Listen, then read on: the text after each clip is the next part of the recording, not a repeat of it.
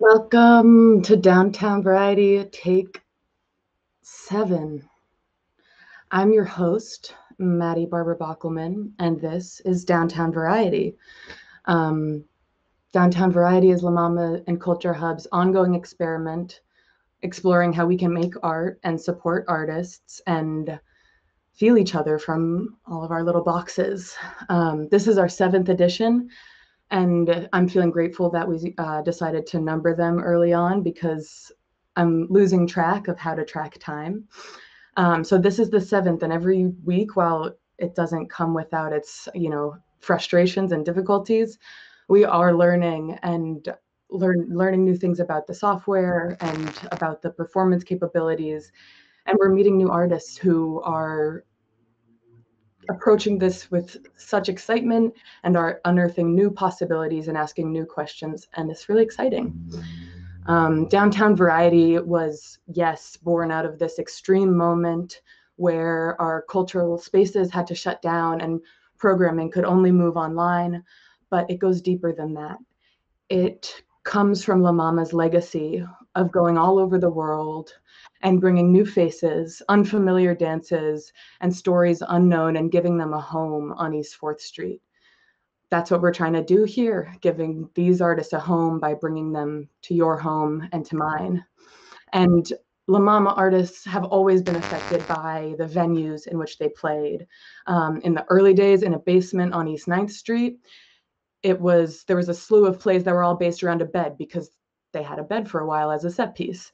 And when La Mama moved to East 4th Street and got the annex, Trojan Women was born, and many, many massive moving productions followed as artists asked, what can we do here? So we're asking the same question. What can we do with this container, this window to another world? So yeah, this week we're exploring with 6 different live artists who are going to perform live from Brooklyn, California, upstate New York, Boston, and Austin, Texas, with video art by Jerusalem by way of Berlin. And this time, 4 of these performances are duets. And so many of the pieces are exploring relationships. How can we relate and connect through these frames? So we're going into people's bedrooms, hallways, stairwells, living rooms, reading nooks, and makeshift offices tonight. And I'll be with you from my bedroom to yours, or to your kitchen counter, or curled up on your couch, or on your dinner table. And yes. Hello. It's nice to see you here. So all of this is happening. Wait, allow me. All of this is happening through LiveLab, which is an experimental software that CultureHub has been developing over the past 5 years for networked collaboration between artists, audiences, and technologists. So first, we've got a performance from somebody who is close to my heart, a Brooklyn-based artist working remotely with a collaborator across the country. This is Joseph Brock.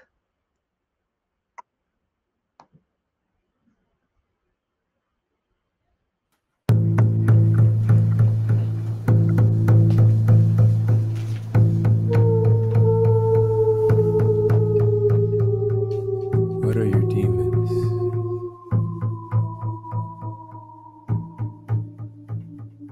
Where are they?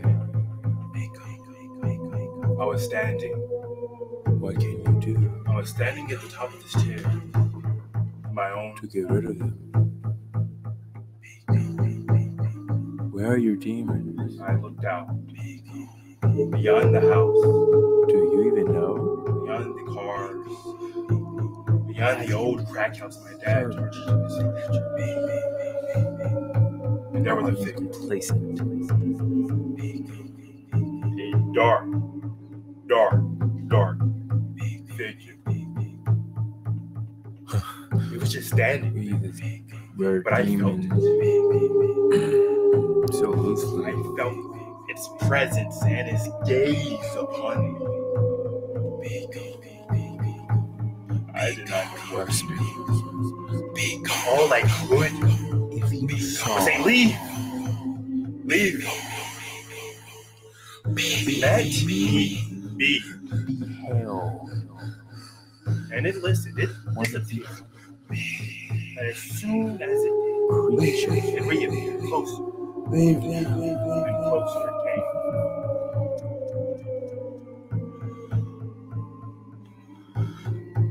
Down the street, I don't think you would be here right now. moving ever and ever closer. Leave. Be gone. I have nothing you want.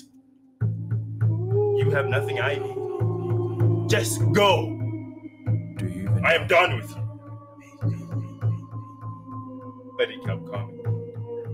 I called for help, search? but there was no one. I tried to run, Are you but completely? there was nowhere to go. I tried reasoning with it. Look, if you leave, I will give you whatever you need, whatever you want. Just take it. Just let me be. Just let me be. my desire to control, to manipulate, Closer and lust. I hide them really well. I'm a master of that. through my drive, But every time I try to get my rid porch, of one came. for all, I see it outside of my door. they come back As it is. again. They are coming, right? Again. Please go. Again. You are not welcome here. Again. I'll call the cops. My dad's the pastor. Just go. That's why they call it a struggle. But it kept coming. It kept pushing into me. To the bottom of the stairs. I started climbing and rolling. It seems Ever like closer. I have the wisdom of Solomon. It was not going to leave. I was going to give it a fight. I am going to give it a fight. You will not take it.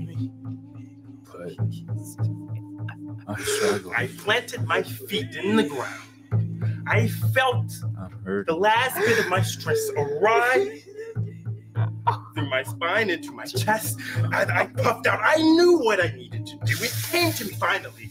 I was trained for this. I'm the worst. I looked at it and I said, "Leave me Worst. in the name of Jesus. Go!" But I'll stand But it just stood and there, stare looking at me. face I felt to it heaven. laughing at my spirit, I have to keep trying. pressuring evermore. I I had have to keep trying. go. Please. It just looked me dead in my eyes, and it said, "We are one. We are legion. We are legion."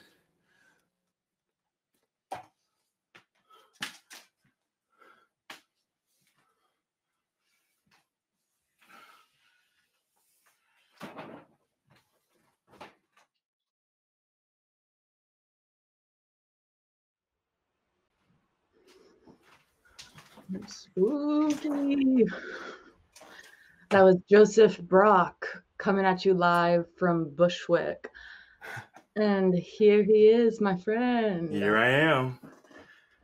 What's up? I am doing good, incredibly hot, but good. Oh, yeah. Who are you wearing? I am wearing something me and my girlfriend made. This cloak, very Sith Lordy. Mm-hmm. And I, too, happen to be wearing something that your girlfriend by the name of Verna Estes made for me. Hey, here we are. So, Joseph, what's good? Can you tell us just a little bit about this piece and where it comes from? Yeah, it was a piece that was originally an audio piece that had been stewing in my head for a long time. I made last year. It's based off an experience my dad had, an outer body experience. I mentioned in the piece that he's a pastor. And he had this outer body experience where he appeared at the top of our house, peering out, and he saw this thing that kept coming. And it struck me as such a biblical story, even though there's something happened in this modern time. And I kind of took that idea of this thing coming, and the thing he would say is that it made it to his face. He kept telling it to go. It would leave, a new one would come. And it got to his face and it said, "We are legion," meaning that each time he said one would go, another one would come and replace it all the way to his face. And that story always kind of struck me as how we grow. We always have something that we're challenging us, and some demon maybe, or something, some vice that we're pushing through. And I decided to adapt that story for this purpose and adapt that idea of challenging, not trying to run, because we can't run from ourselves, and having to just challenge and having to push through and having to come to that realization that you got to just face this thing. What does "We Are Legion" mean?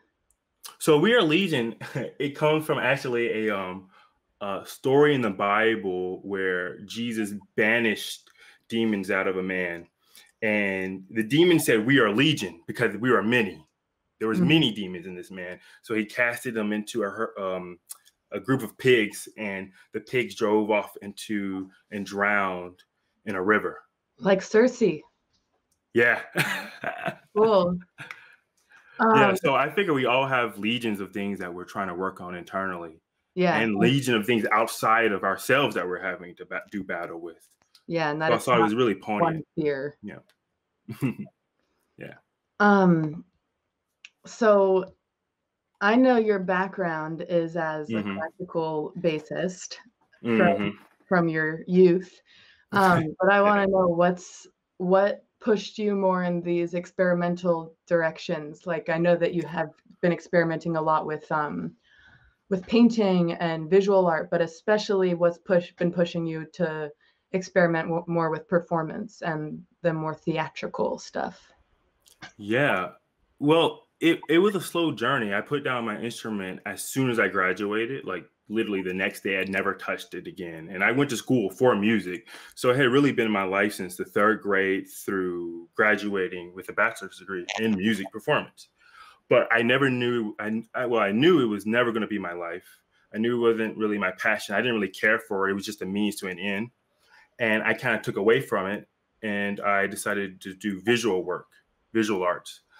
But there was something in the back of my mind that kept saying, you should take something from that experience that you've been imparted growing up with music, and you should do something with it. So I slowly started to make audio work, and then it kind of built into its own thing. And then it started creating video work, and then it finally clicked, and I kind of understood what I needed to do with it. I needed to create my own voice and use my instrument sometimes, use my voice sometimes. Yeah, I heard the instrument time for sure. Yeah. This one has the instrument in it. The doom, doom, doom, doom. All of that is me playing on bass. And so when I finally realized that that's what the whole ordeal of me hating it was meant to get me here, to be able to input it in this way. It clicked for me tremendously. And so that's what I've been doing for the last 2-3 years now. Yeah. It's great. One of my favorite days in the past few years in New York was when me and Joseph and Verna went to MoMA PS1 and saw the Bruce Nauman exhibit, which was the 3rd time Joseph had seen it, I think. Yeah. And we just not the last. Yeah. He was critical for me because, I mean, theater, audio, video work, visual work, to me, that's kind of what I felt was like the creative maximum, engaging every sensibility to one purpose and using each medium to its fullest potential, but towards one philosophical goal, maybe. It's so exciting. And I mean, honestly, those are all mediums, but what you're doing here and what we're doing here is a whole new medium. And so I'm excited to see what you come up with next. Me too. Okay. Thank you, guys. Love you, Joseph. Love you too, Maddie. Bye. Bye. Loved ones. Okay. So tonight you're going to see some video art, And the first one is coming up next. The video artist is Nama Zarfati, and she is an animation director and animator originally from Jerusalem, who is now based in Berlin. So these works are from here. Let's go wherever she takes us.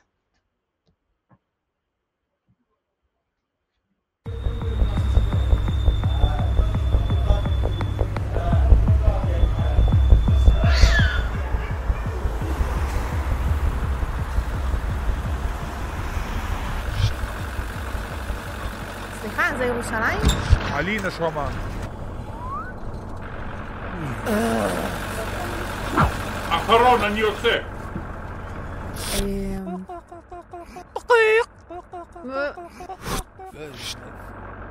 בייבי.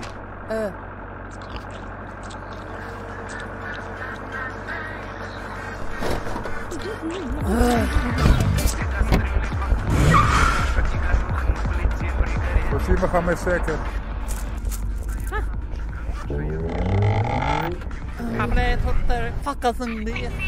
סליחה, אפשר להעביר?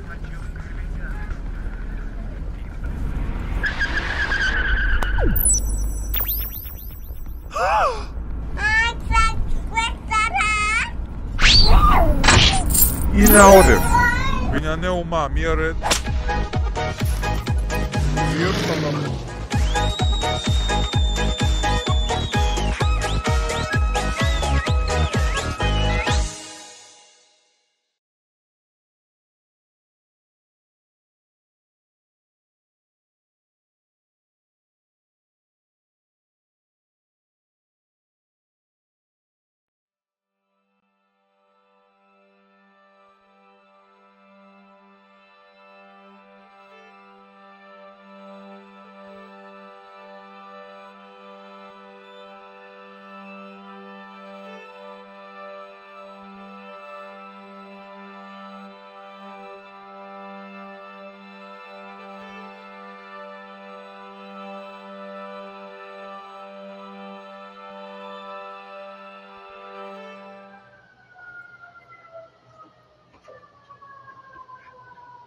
Welcome. You are now entering the assessment system of the Happy English test under the instruction of the Something Department of Education. Happy English Incorporated just launched this new educational assessment system for people who are preparing themselves to spark joy in their everyday English communications. A qualified happy English speaker should be someone who keeps an unswerving faith of happiness is true, I am like a room without a roof, throughout their life. A certificate of happy English speaker will be issued to you when you have successfully passed the test with a score above 200. The following test is designed to assess your communication and writing skills of on-campus happy English.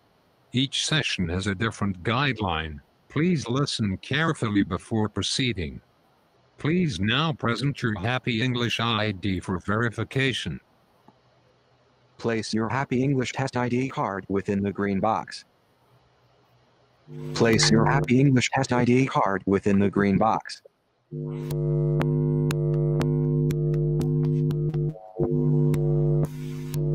Welcome, Harry S.I.J.I.A. Wang. Get ready for the test now. Welcome, get ready for the test now. Hi, Professor Adam. Read the My sentence name out is loud. Larry. Hi, Larry. How can I help you? I heard that you place students in internships for various university programs. Yes, you are right. I assist students with internships. In the internship at University Art Museum. Position museum. Positions are all unfortunate. On the website. The website is out of date. I want to do museum work after I graduate. The library is looking for student volunteers. I am not interested in library work. The staff at library are planning an exhibition of I'm not sure that is what I want. I also have to warn you beforehand that this is only a 4-week program, unpaid. But why don't you read the job description? Listen and repeat the sentences. Hi, I would like to join the math club. Listen and repeat the sentences. Wonderful. We have some great activities planned for this year. I have talked to some of my friends who are club members. I have talked to some of my friends. What did your friends tell you about the club? What did your friend tell you? They especially enjoyed the club's field trips last year. They especially enjoyed the club's So you field probably know that we meet every Monday and Thursday. So you probably know I that volunteer to tutor some primary school students in math on Mondays. I volunteer to tutor. I see you have a schedule conflict. I see you have a schedule conflict. Okay, if I only come on Thursdays. Is it okay if I only come on Thursdays? Is it possible to change your tutoring day? Is it possible to change The your tutoring counts for the community service requirements for graduation, and Mondays are for math, so I have okay, because even if you can only come once a week, I think you will still enjoy the club. If you only come once, Write an essay on the topic of medium-sized cinema. Write an essay to show what you know about the structure of the U.S. government. This is a good start. You are off to a good start. Next sentence. Keep writing. Interesting point. You sure know a lot about the U.S. government. U.S. government. Can you elaborate on that? Very accurate. This is great. This is great. Keep up the good work.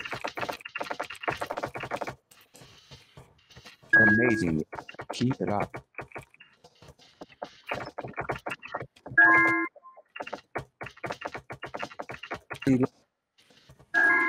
Gretchen, unfortunately, you didn't pass the English test. Your score is below 200, and your energy during the test we are all impressed with your positive energy. Although we have passed the time and effort you invested in preparing for the HET, we are only able to issue the Happy English Speaker certification to those certified. Happy English Speaker on campus has always been crucial to the English-speaking world. We want to make sure the Happy English test system can help people to not only speak good English, but speak English, but speak happy English. Thank you for your participation. We wish you the best of luck and hope to see you smile more next time. We'd like you to bring us positive energy in the English-speaking world.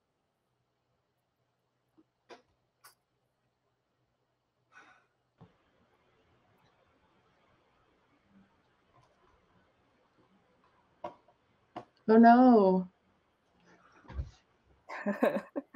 She didn't make it. Wow. Hey, I passed. I know.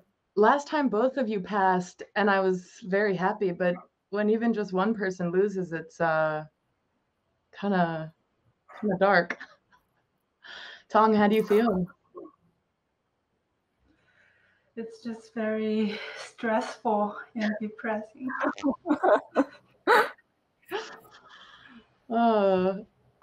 So you guys just made this piece, right? Right. Yeah. So last week, we were part of this event called Performer Jam.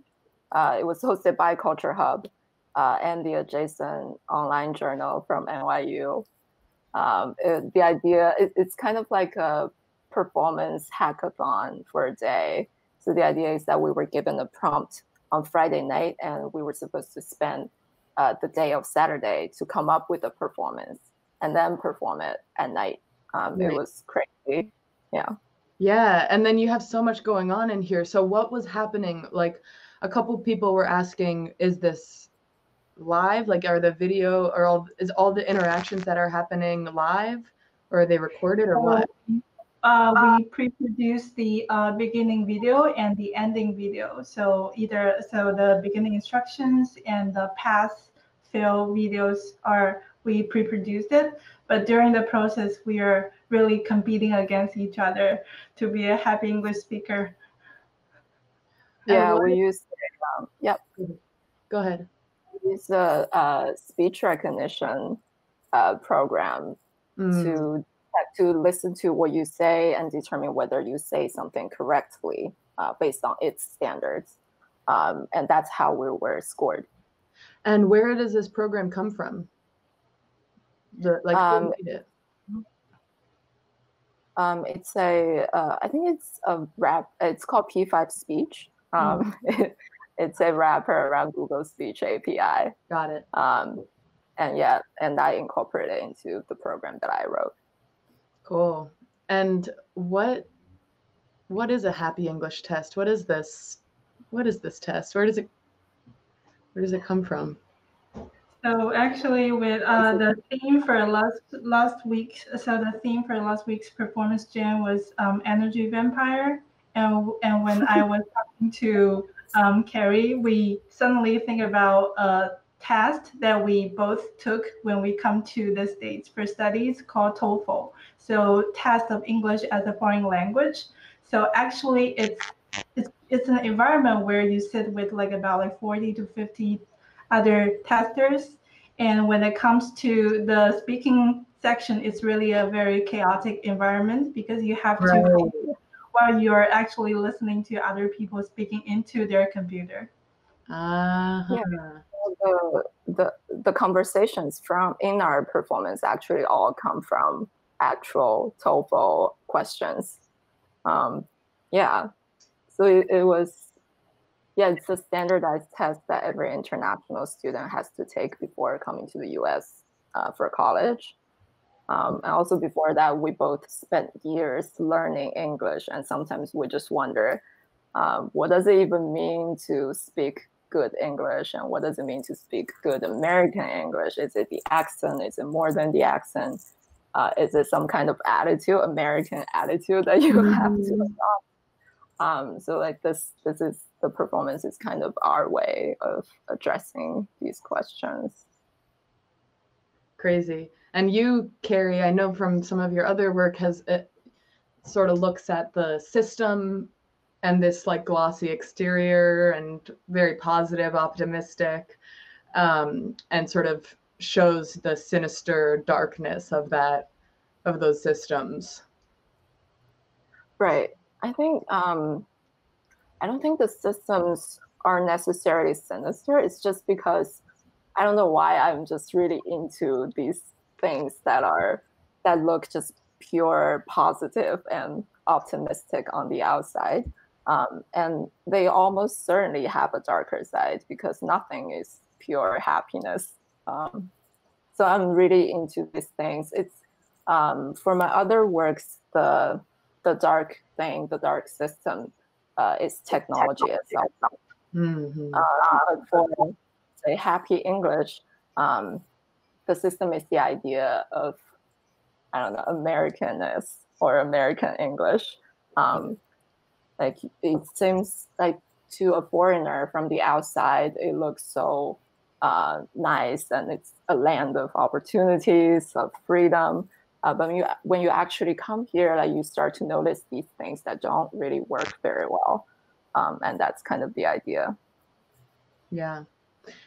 And then for you watching at home, I just want to, connect the dot that Tong Wu, who is this performer, Carrie Wang is here, and Tong Wu is here, and Tong is actually working with us on a daily basis, basically, to develop Live Lab. So she is one of the coders who is working on this software and is making all the changes when we're like, oh my God, this issue is happening again. Tong! She's one of these people that we call up, and she works closely with Olivia Jack, who's the lead developer. So it's great to have you here. Hooray! Thanks for showing up, y'all.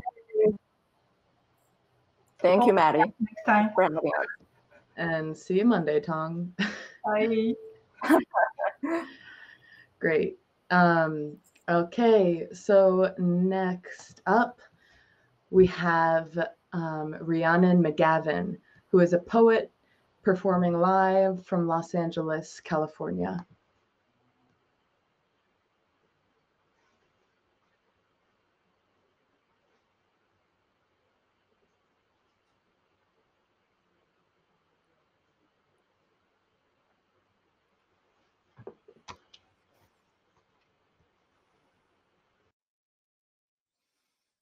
A sonnet for FaceTime. The phone rings like a flock of jays surprised out of an evergreen, and you become a quilt of daylight on the same device that hacks up spam and headlines. Now, my thumbprint smudges your chin's spectacle. Your laugh cups my ear through this hole in the fourth wall, a magic lantern that spins code and flash, bringing you closer home with each pixel to say good morning, as if you're right here. Golden hour in my hand till I hang up. No, you hang up first, talking to you, to air. Tuesday starts, and the call goes blank. When I press my fingers against the screen, it's warm, but not as warm as you must be.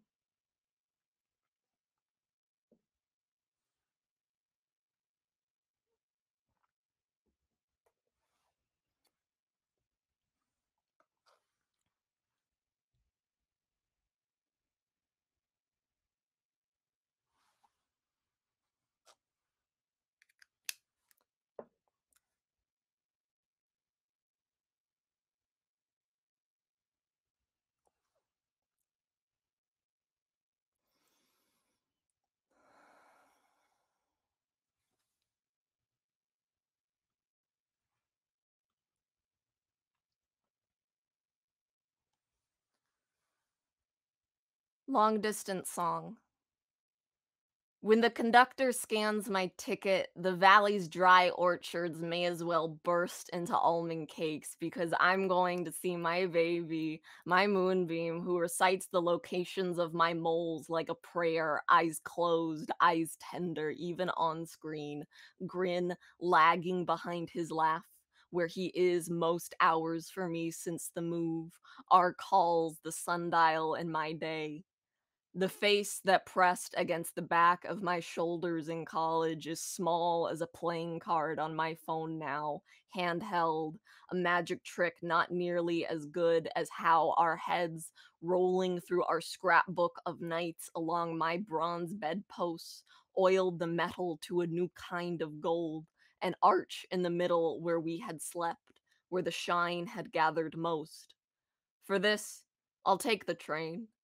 And I'll love the seats designed to hide stains, love the kids who noodle around on their parents' laptops with the volume blasted so I can hear every chrome pop, love the loudspeaker that crinkles out to say my stop is coming, and he'll be there waiting to spin me around, sprung from my phone to the full shape of his body.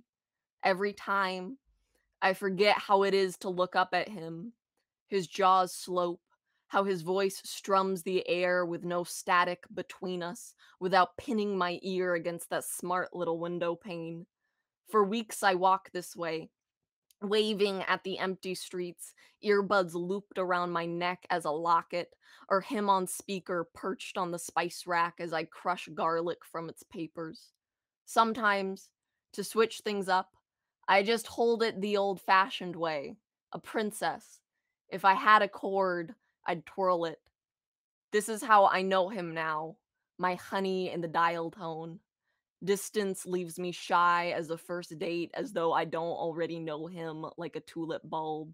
This time tomorrow will be gone, spun back into the telephone poles stitched along the Southern Pacific tracks, the wires against the sky black as his hair left on my pillow, the wires that carry our texts in blue balloons across California, his arms spun back into the fiber optic cables that run under the railroad, marked out by orange signs like creamsicle sticks, all the flavor sucked away.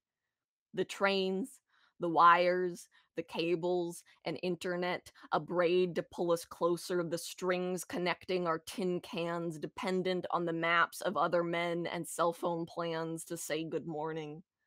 If I acknowledge how much I miss him, literally a coral reef would grow from my stomach. I could do nothing but lie around and watch bright animal feelings swim through. We are very young and stupid, I know. How young?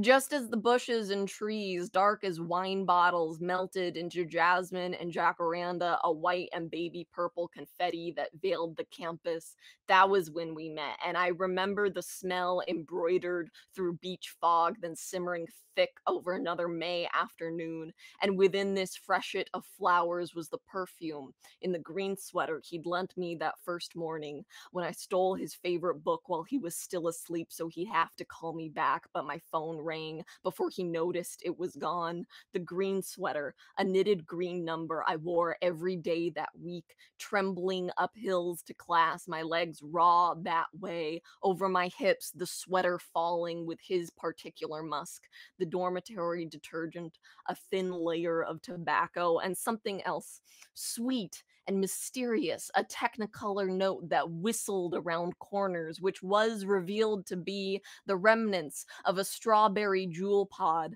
banned 3 years ago now.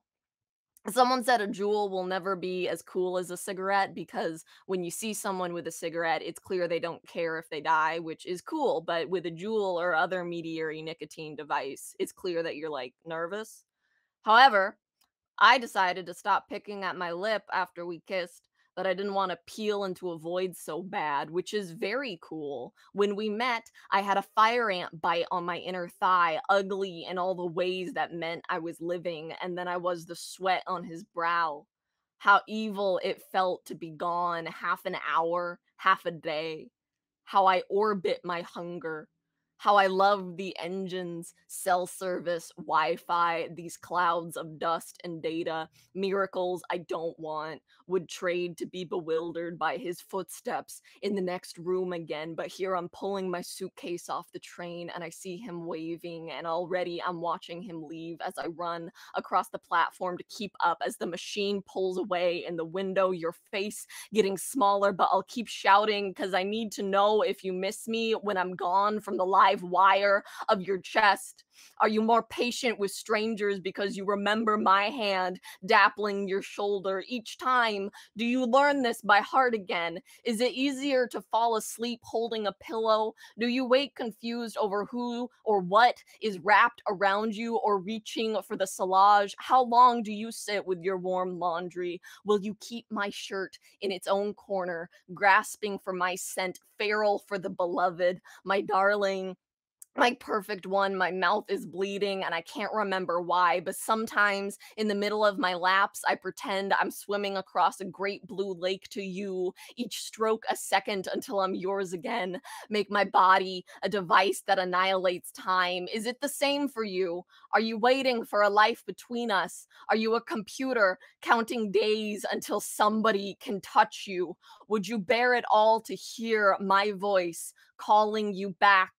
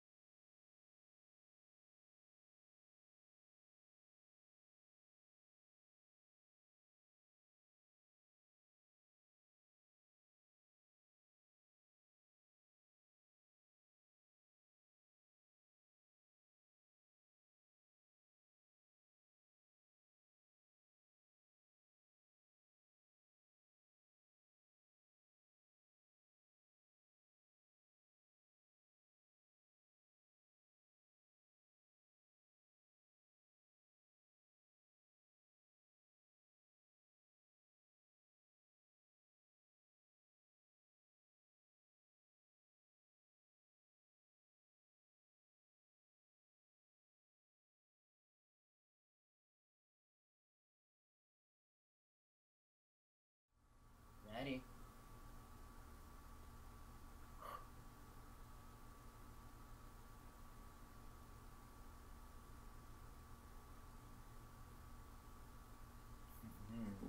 Okay. Hello, everybody. Welcome. Welcome to the inaugural stream of Boys with Brains. Boys with brains. Boys with Brains. Today we are boys with bird brains. We are going to be playing a little bit of the indie darling Hatoful Boyfriend Pigeon Dating Simulator. Very excited. So, the basic conceit of this game is that we are a human who is attending St. Pigeonation's Institute for Birds. And it is our freshman year or sophomore year, early on in our tenure at St. Pigeonation's, and we are getting to know our fellow birds and getting to know them as friends and maybe a little bit more intimately if we'd like to. So we are, we're going to hop into a part of the game where we are trying to seduce one of the most popular birds in school, who has a very interesting relationship with the school doctor. So the really fun part, if you can see on our stream below us, the chat there is our Facebook chat. This is basically a choose your own adventure visual novel. So we get to make some choices, and we're asking our Facebook viewers to help us make those choices. So we're going to hop into the game, and then we're going to seduce some birds. Yeah, let's do it. All right. So this bird is our best friend bird. This is not the bird we are seducing. It does, but Dr. Iwamine is pretty suspicious. Be careful, okay? You go to the infirmary a lot, right? Has he ever done anything to you? No, but... Well, you're a girl, Pasto. I'm a little worried.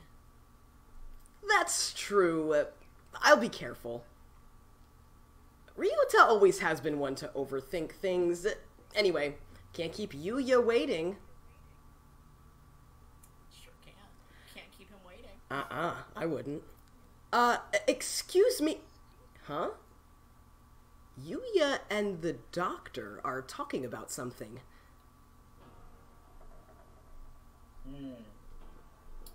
Did you really think I hadn't noticed?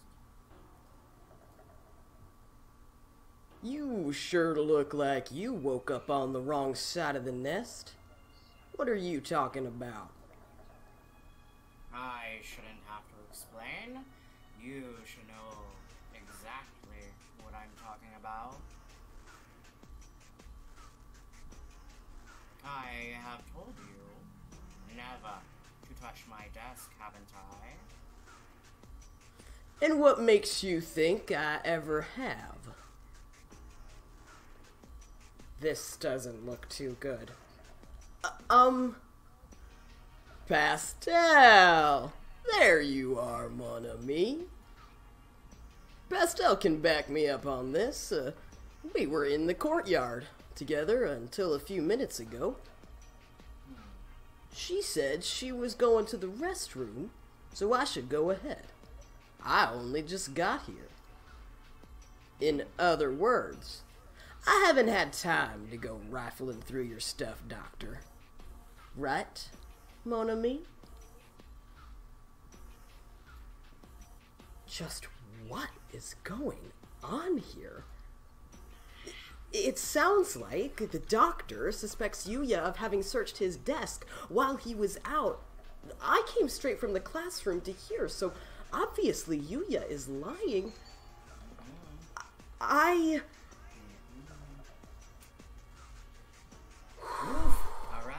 Here it is, y'all. Right. That decision of, do we want to go with, say I was with Yuya, because he is a hot boy, he's the one we are trying to seduce, but he's obviously lying. Or do we want to say that we were in the classroom, which is the truth, but also like shady, creepy doctor who like no one trusts and no one likes. Also a weird thing, like earlier in the gameplay, you do know that he has like some ridiculous medicine and pharmaceuticals in there. Yeah. So like, what's up with the doctor? What is up with the doctor? Also, but what's up with Yuya? Fair. If there's something funky going on with the doctor, why is Yuya getting involved? Why is Yuya, you know, if Yuya's trying to, I don't know, like bust the doctor for doing some wrongdoing, then that's one thing, but maybe he's not. I mean, we have no way of knowing. So, depends on which birdie you trust. We have 2 votes in the chat to lie and ally ourselves with Yuya, which I think is a juicy choice. And I mean, obviously EL knows it's fine, but yeah, they were the first, and they were like, Yuya, do the Yuya. Like immediately, as soon as that came up, EL was like, Yuya, done. Right, and so it's a question of like knowing where sometimes maybe knowing where the path goes, right? But also like a curiosity. Well, I don't think we've ever played through the game and allied with the doctor. I don't think we've done that yet. No, I don't think we have. So mysteries abound there for us. Yeah, the French is just... Nothing is more convincing of an argument than French spoken in a Texas accent. It's true. A Paris, Texas platter, which is something that you can get at Kirby Lane Cafe in Austin, Texas. Not sponsored. The stream is not sponsored. Okay. Let's go ahead and side with Yuya, unless anybody feels very strongly to the contrary. All right. Okay, so here we are. We're gonna lie, and we're gonna say that we were with Yuya. Let's do it. All right. Yeah, we're with Yuya. I don't quite know what's going on, but I don't like the look on the doctor's face. That's right. Yuya and I were having a sexy and luxurious sunbath in the courtyard up until a few minutes ago. Sexy and luxurious it was indeed. Well, Doctor?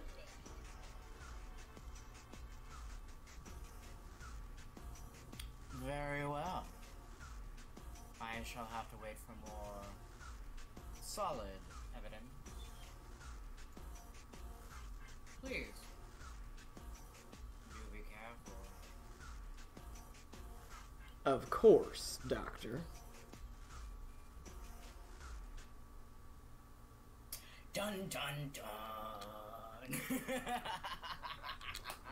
If you want to know what happens next, or you want to know what happens if you side with the doctor, tune in later.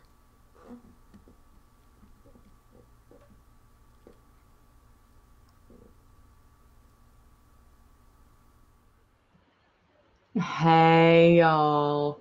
Hello. Hey. Wow, we really went with Yuya there, didn't we? We sure did. Sure did. So what happens next? Where do we go next? Where are the other corners of Bird University? Ooh. Goodness, yeah. Okay, so we have how many? 4, 5 different people? We have, golly, we have, there's, I think there are 5 or 6 different tracks in terms of birds that you can date. There are also some birds who have storylines that don't involve you dating them. Thank God. Yeah, it gets a little dicey there for a second because there's all of these characters that are teachers, and you're like, okay, wait a minute, is there? I don't know how I feel about this ethically. Game. Yeah. How did you guys find it? Jess, you found it. I did. I found it on Steam, which is one of those sort of like you host your video game there and people download it and play it. And every year Steam has a winter sale. They have a summer sale and a winter sale, and everything is like dramatically reduced in price. And so I usually go through during one of those sales, and I'll buy like 5 or 6 games that are all marked down to like $2. Nice. Yeah. So you're gamer friends, kind of? I mean, what's this collaboration for you guys? Because I know it's just probably a way to feel joyful with each other across distance, because Jesse is in Austin, Texas. Dylan is in Boston, Massachusetts. So the Austin-Boston connection. So, I mean, I'm sure, this is my assumption, is that it just started out as you guys playing games together to hang out. Yeah. And how has it developed from that? Yeah, it pretty much did. So we both were streaming individually. So I played a similar game to this called Dream Daddy, a dad dating simulator. Yeah. Which involves a lot more humans. And so I streamed that a couple of years ago, and Dylan was somebody that tuned into the stream. And then when the when all of the coronavirus quarantining began, streaming sort of became a way for Dylan and myself and other friends that we know too, to sort of connect with other people and also provide a little bit of levity and entertainment. So I started streaming this. Dylan was streaming Dream Daddy on his own, and then Dylan was one of the people consistently in my chat while I was streaming. And it really was one of those things. It was an hour before I was going to go live, and I was like, "Hey, do you want to like get in on this with me?" And I was like, "Yeah, duh." And it changed the dynamic, but for the better, because then it really gives this sense of sort of the two of us hanging out with each other, and then people who watch the stream and get to interact, it sort of feels like they're getting to be a part of our sort of our intimacy and our hangout. Yeah. Yeah. But y'all got brains. Yeah. So we this was actually like a complete one-off comment during one of our game playthroughs of this game, actually. And we just like somehow we were like forgetting things, like being very bird brained essentially. And we're like, yeah, we're just, boys with bird brains, it's fine. And then whenever it just like kind of stuck of like, yeah, we're just, because we're so smart, we're so educated, like Jesse is actually Dr. O'Rear. I also am like formerly theater trained. So yeah, we're both very educated people, but we're also very like silly and goofy and like to game and stuff together. So it's just kind of like a good marriage of the two of like, yeah, we're boys with brains. And then let's also make it like a little bit bigger of like, maybe whatever we do, like we're playing this game, it's boys with bird brains. Next thing, who knows? It's going to be something. I think, Jess, I'm going to teach you how to shave, right? That was an idea that we had. Yeah. So there would be boys with bird brains. Non-gaming content is to live stream Dylan teaching me how to shave. I've seen live stream somebody teaching someone else how to cut their bangs. So I think you got to market. Yeah. Boys with barber brains. Mm-hmm. Nice. And then boys with daddy brains. That works too. Oh, for sure. Yeah. We're gonna And do it. y'all normally stream on Twitch, but today you got in touch with us and sort of were like, not today on this first day of May. So why not Twitch today? Yeah, so we were planning to use Twitch, and then today the workers at Amazon and a couple of other bigger companies like Target, Whole Foods, which is now a subsidiary of Amazon, are striking in protest of unsafe working conditions and unfair labor laws and unfair pay. And Twitch is actually also a subsidiary company of Amazon, which we didn't know until this morning. Yeah. And so I saw a tweet from somebody that said, I would usually go live at this time, but I won't. And so immediately the both of us were like, okay, what else? What is the other option? Because crossing the picket line is not an option to us, especially in this particular moment. And it's so crazy to even think about playing a dating bird game on Twitch and like laughing and having a wonderful time as crossing the picket line. Like that's such an insane concept.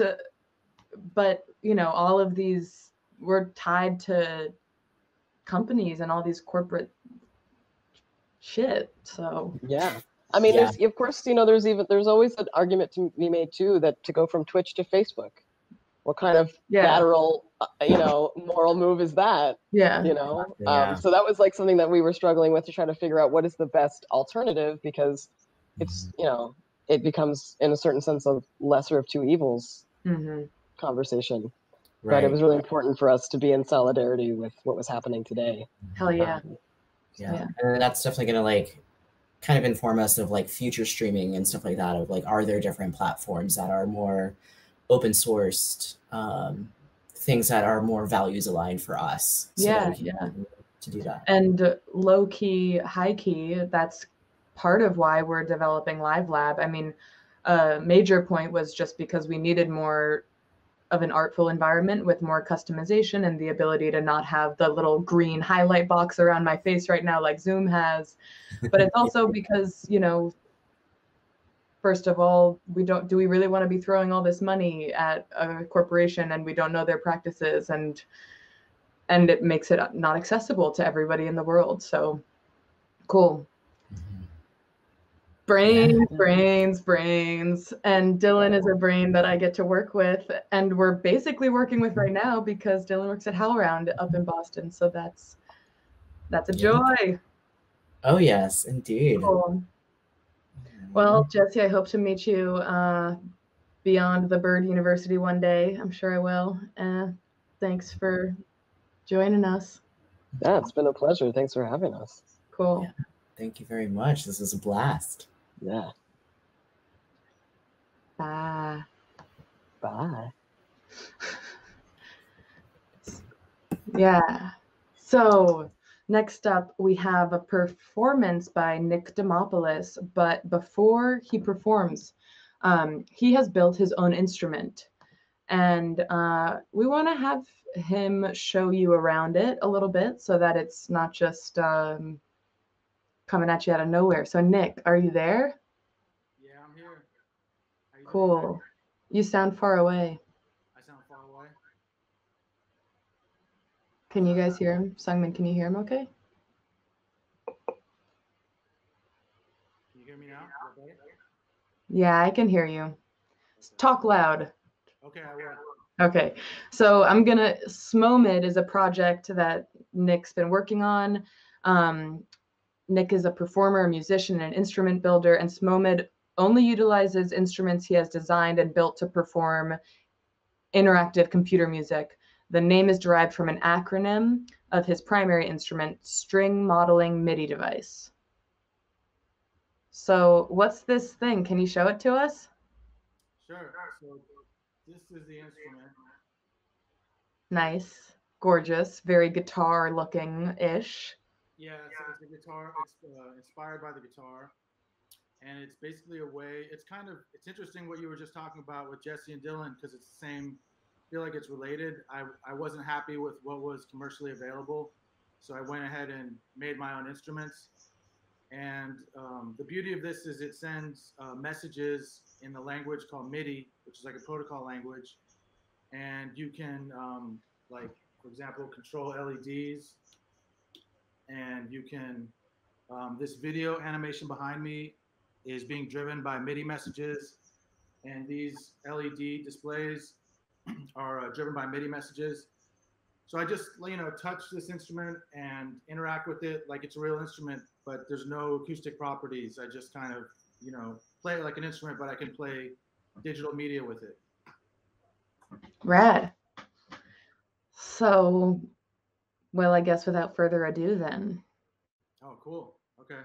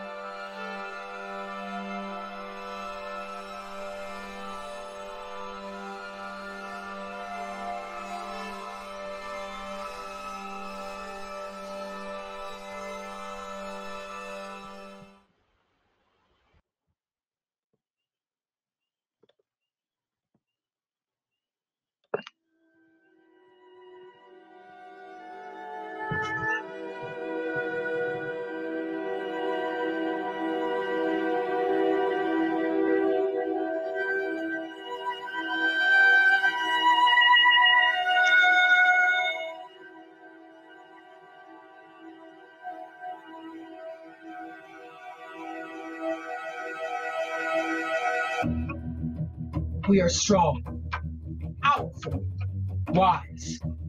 Because we have to be, and no one else will be that for us. The first time Nia told me I was strong, powerful, wise, I was having a nervous breakdown in my bedroom, suffocated by my sheets, my tears, my snot. I couldn't take the onslaught anymore. Nia lifted my head, looked in my eyes and said, "You are strong, you are powerful, you are wise." I repeated after her countless times and held on to her words for dear life. And I'm still breathing. Strong, powerful, wise.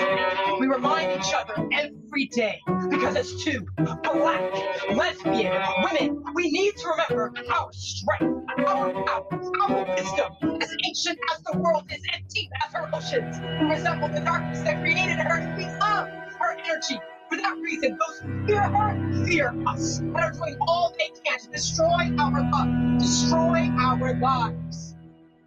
They even use us as weapons against each other because we're all here too. Black, lesbian, women, we are different. She's dark, I'm light. She's not masculine presenting, I am. She's younger than me by 6 years. She dances, I write. She lives in her body, me in my head. She comes from a loving home. Mine is broken, so when she tells me I'm strong, powerful, wise, she reminds me that I'm safe with her, within myself. With us.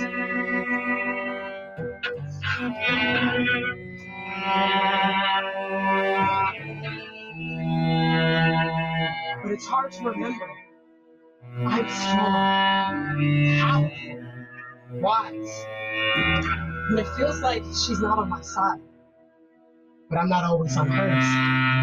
Like when she told me she was followed in a thrift store, I replied, it's probably not that serious, probably not because you're dark skinned.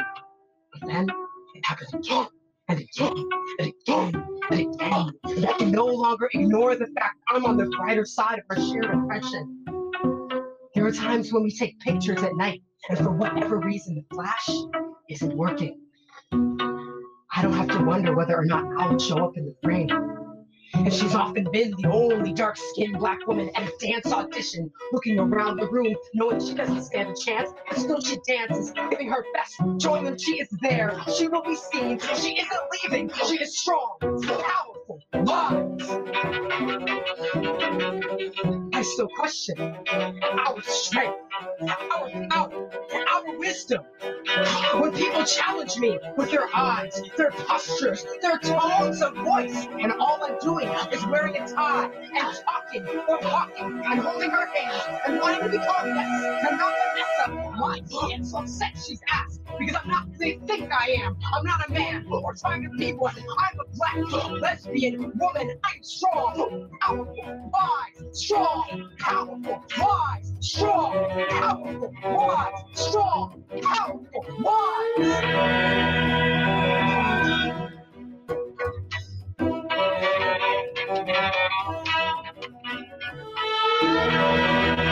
Walk together, holding hands, holding your gaze.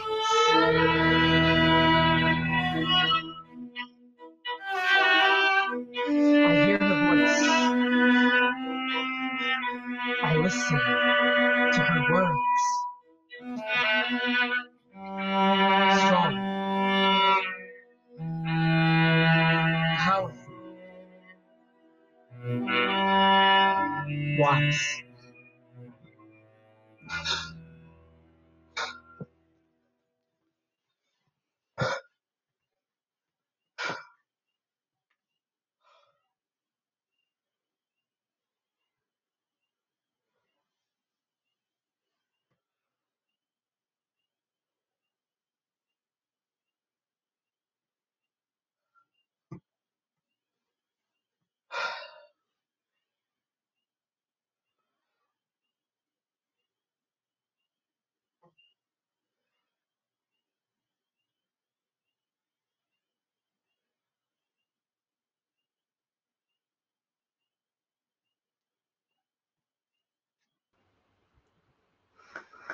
Nia and Ness, everybody.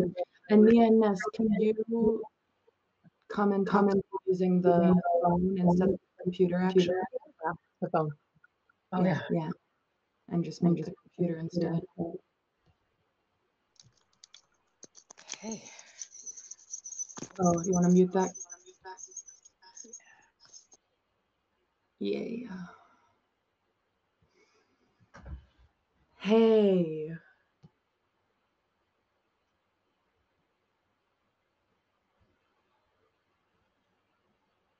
Can you hear me? Okay. Yes. Can you? Yes. Cool. Yes. Okay. Wonderful. What's up? How are you? Feeling good. Feeling as, Yeah. as good as you can. Yeah.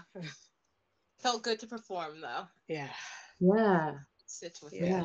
it. Man, it feels good to see you and feel you perform. And it's been so great to spend time with you both over the past, I guess it's just been like a day and a half, but it Yes. feels like such a Literally. journey, you know? Yeah. It definitely does. This has been a great experience. Yeah. So we were introduced to Nia and Ness through Refest, our festival that we did back in March. And it was when everything was shutting down, and we made the call to just bring it as a live stream only. And we had this intense experience in the downstairs at La Mama with these two I say both of you are dancing, and it's because Ness, when you're performing, I feel like you're rock stars, like electric rock stars. And Awesome. we met you then, and so it's so cool. So tell us about who you are and what you do. Well, we are Nia and Ness.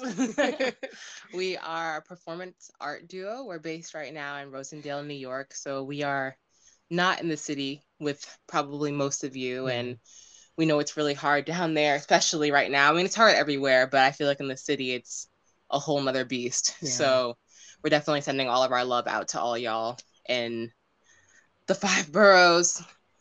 We create and perform work about our lives as an out Black lesbian couple, and also our identity as a couple, and also our identities separately. Me as a dark-skinned, Black, lesbian, feminine woman, and Ness as a light-skinned, masculine presenting, feminine, woman. Yeah. My God, I can never think after we perform. You're fine. Totally. Thank you. Yeah. You're doing great.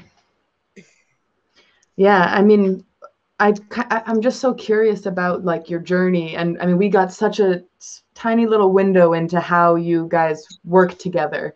And when after we sort of would do a run through, you both, you have so much to talk about, just the two of you.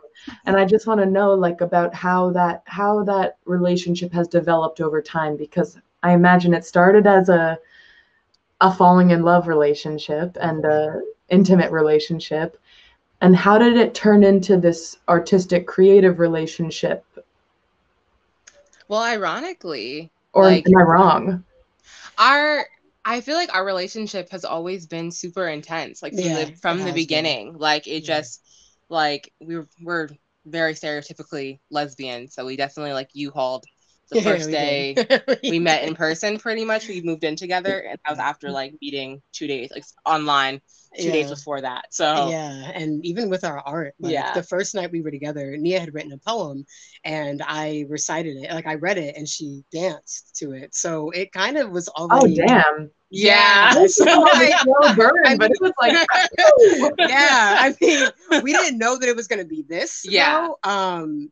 But yeah, that just kind of, I guess, a year later. That happened, the student dance concert. Mm-hmm. But actually before that, I was taking a class on Audre Lorde, and Nia performed, she danced to a poem that I did out loud. So yeah, I guess it was just meant to be. Yeah. And then after 4 years of being together, we started about 3, I think. 3, actually. yeah, 2016. Okay, yeah. 3 years of us being together, we decided to take this professionally and only work with each other and start creating and performing and touring our own personal works. Yeah, I definitely think our art has brought us a lot closer. Yeah.